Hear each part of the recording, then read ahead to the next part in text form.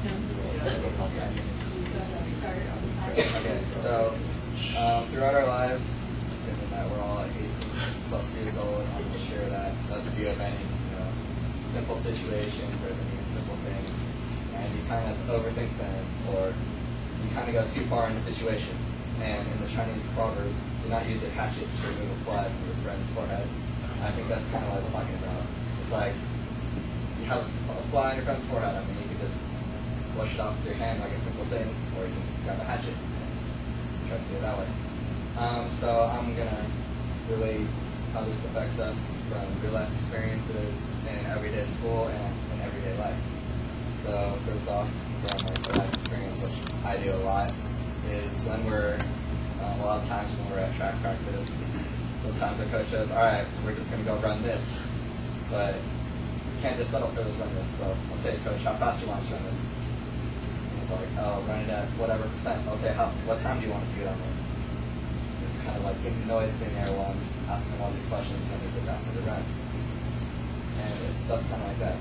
And then in school, we take, math tests, and sometimes some of the problems are just, that simple. Like you take an algebra test and you just finish through it really quick. And, it's like, oh, it can't be that easy. But sometimes, it really is. And we go over and we start freaking out because it was too easy to test. And, sometimes the test really is that easy. When we're doing speeches, we get our rough draft of the speech, and like after we finalize and do all of our correcting on the speech and stuff, you just realize like you think it's enough time and like you can time it and stuff, and it might be enough time, but you're always gonna like want to try to get more time for that speech. You're always gonna like want to have enough buffer zone when the speech that you originally ended with was fine. I mean, you have to like overcomplicate the situation. When we're writing essays in English classes, either outside or inside of the class, same thing with speeches. Like you get done with the first draft, the final draft, and then you start reading through it again, and you start like freaking out, and you start finding all of these sentences, and once you like correct one, you have to go through and correct them all because you keep thinking that it just can't be like that simple. It just can't be like that. In real life, I'm sure some of you or most of you have gone on dates with people or have a girlfriend and gone on a date with them, and you get like a basic set plan that you're going to do for that night, and then sometimes you start thinking of like more things to do. Oh, what if we don't have enough time to do this? What if we have to go do this? And you start complicating the situation. Sometimes like mid-date, like sometimes it might end earlier than you think, and then you start like freaking out, and instead of like just hanging out with whoever you're with, you have to like you're freaking out because you want to be active and you want to be doing something. When you are just like say you go on a trip with your friends, or we'll take camping for example. You go and you have to pack all your stuff and get everything packed, but then you overpack, and then you just keep packing because you're like, oh, what if I need this?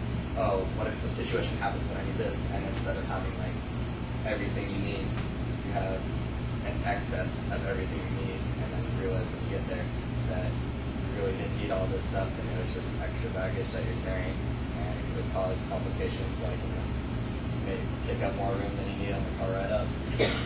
So, in conclusion, I think that a lot of us, or all of us, overcomplicate or overthink very simple things, and that sometimes it's just nice to chill out and just accept that things are just that simple.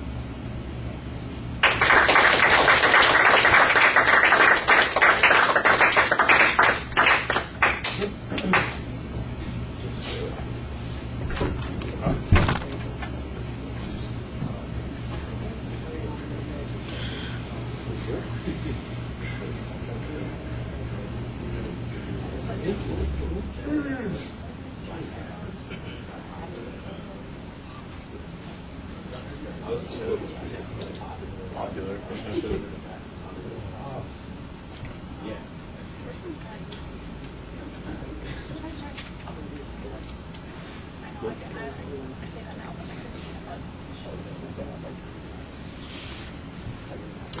All right, Tom, the shared experience at the beginning is fine, and I thought that you had a good exit line, too, at the end of the speech. There's no real preview of the content. In the body of the speech, there's a little bit more organization, but there are some places where it just feels like the next idea comes to you, and you just start talking about that next idea. So I think a little bit more planning would be helpful. The presentation issues, you need to project your voice a little bit more. You need a little bit more energy in it.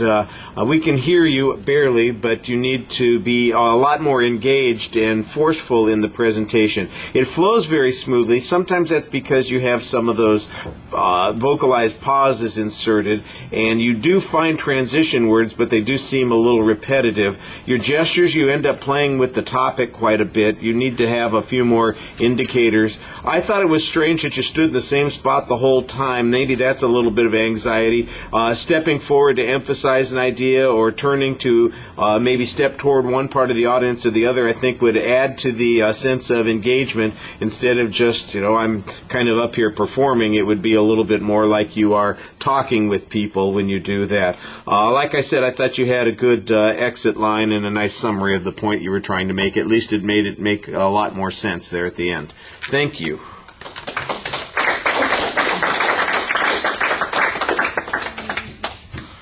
All right, Joshua, if you would, come get yourself a topic and send in Teresa. Let's do this. Huh? You want me to shove my foot up here? Trash, not at. All right. Let's do this. I hope you get the hardest one. What's supposed to give us to right now? Oh, apparently we have 14 people that we need to hear today.